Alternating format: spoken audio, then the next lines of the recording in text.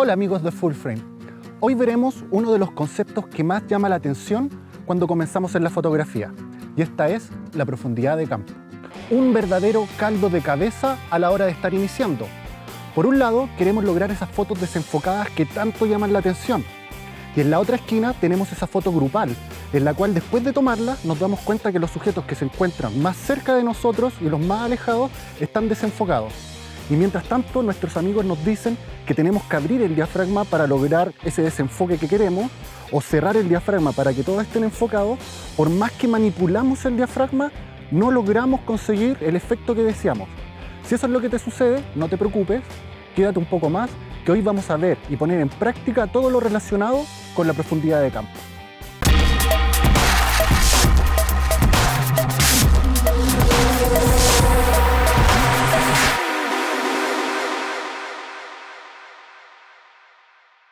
Lo primero que debemos saber es qué es la profundidad de campo. La profundidad de campo es la zona de la imagen que podemos ver enfocada o nítida. Hay que tener en cuenta que esta zona es continua por delante y por detrás del punto donde nosotros hagamos foco. Y esta zona nosotros la podremos manipular, hacer que esta sea más extensa o más reducida. ¿Y cómo podemos manipular la profundidad de campo? Para poder manipularla contamos con tres armas. La primera es la distancia focal.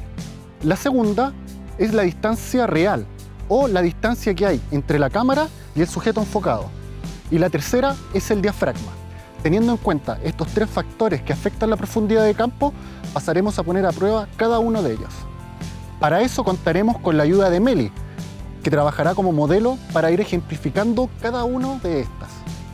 Finalmente, mezclaremos estos tres ingredientes creando una salsa de profundidad de campo. Con esto lograremos diversos ejemplos que nos ayudará a entender un poco más cómo funcionan en diversas situaciones. El primer factor que vamos a ver va a ser la distancia focal.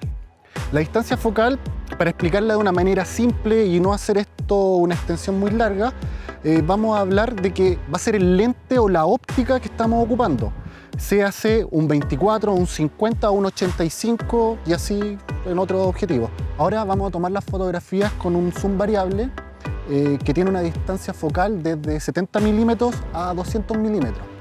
Las fotografías las vamos a tomar desde este único punto. Yo no me voy a mover ni hacia adelante ni hacia atrás, y vamos a trabajar con una velocidad única de 1 centavo de segundo y con un diafragma de 5.0 y una ISO de 100.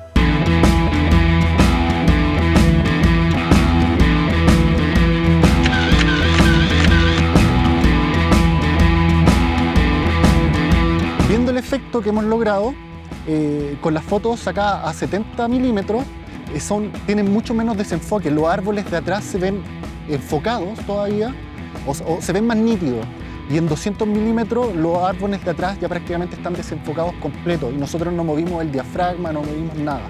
Los objetos que se encuentran más al fondo los vamos atrayendo a cámara, pero estos no se atraen de manera uniforme, sino que se van comprimiendo. Los objetos que están más lejanos se acercan más rápido que los objetos más cercanos, y eso también hace que la distancia en ese espacio se reduzca.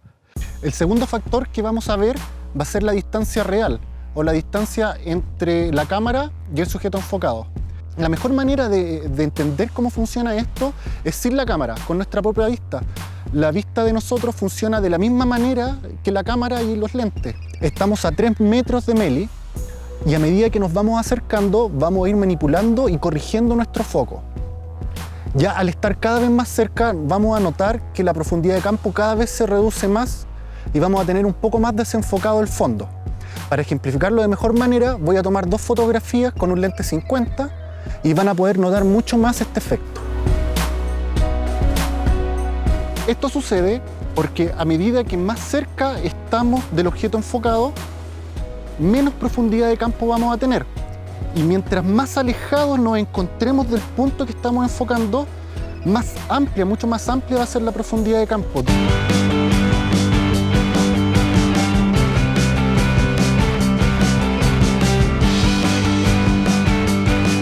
El tercer factor que tenemos que tener en cuenta es el diafragma.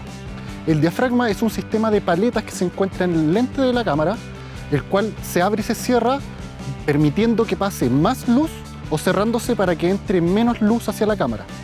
A diferencia de lo que es la distancia focal o la distancia real, que la profundidad de campo se va moviendo de acuerdo a la distancia que se encuentra, el diafragma es independiente a la distancia y va a agrandar el espacio de profundidad de campo o lo va a reducir. También tenemos que tener en cuenta que al ocupar diafragmas muy cerrados corremos el peligro de tener difracción. La difracción es generar poca nitidez por el poco espacio en el cual pasa la luz. Vamos a tener menos nitidez en los objetos, con los diafragmas extremadamente cerrados. Teniendo eso en cuenta, vamos a tomar una fotografía a la misma distancia focal, a la misma distancia, y solamente vamos a cambiar el diafragma para ir viendo cómo nuestro espacio de foco se va a ir manipulando.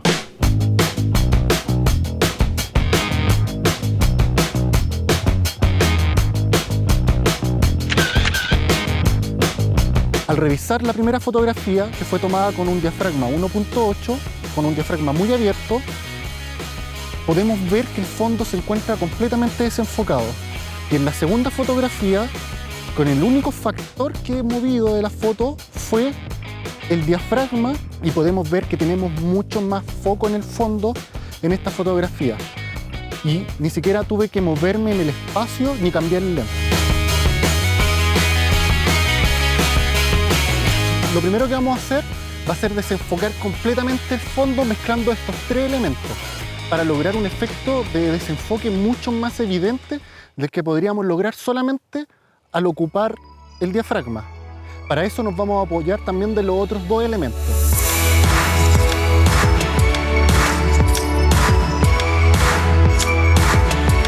Finalmente lo que tenemos en esta imagen es que estamos a una distancia real muy cerca. De hecho, estamos prácticamente a 2,20 metros, 2,10 metros de distancia, y estoy ocupando un teleobjetivo a una distancia de 70 milímetros y estoy ocupando un diafragma de 2.8.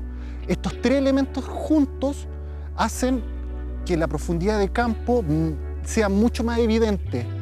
Ahora vamos a mezclar estos tres elementos también, pero para tener completamente el contrario.